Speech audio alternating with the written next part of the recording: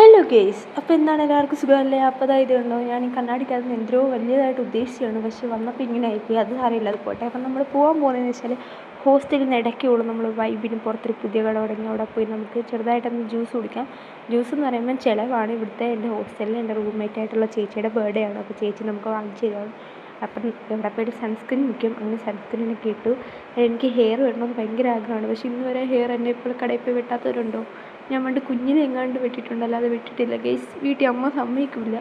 അങ്ങനെയുള്ളവരുണ്ടെങ്കിൽ comment ചെയ്യണേ. പിന്നെ അതാണ് നമ്മൾ ഒരുങ്ങിയതിന് ശേഷം അതിന് കടയിൽ പോകണം. പുതിയ കടയാണെന്നാണ് പറഞ്ഞത്, ഞാൻ ഇതുവരെ പോയിട്ടില്ല.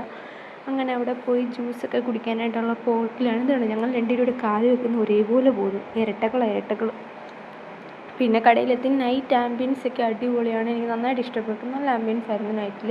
പിന്നെ നമ്മൾ ഓർഡർ ചെയ്തതെന്ന് വെച്ചാൽ 3 ഷാർജ, അതേപോലെ ഒരു ഓറഞ്ച് ജ്യൂസുമാണ്. കുഴപ്പമില്ലായിരുന്നു. പിന്നെ ഇങ്ങോട്ട് വന്നാൽ എനിക്ക് ഒരു ക്യൂട്ട് സാധനത്തെ കടയിൽ കണ്ടപ്പോൾ എനിക്ക് വീട്ടിൽ ക്യൂട്ടിനെ മിസ്സാക്കി. എന്നെപ്പോലെ പൂച്ച ലവേഴ്സ് ഉണ്ട്, കമൻറ്റ് ചെയ്യണേ. അപ്പോൾ അത്രയ്ക്കുള്ള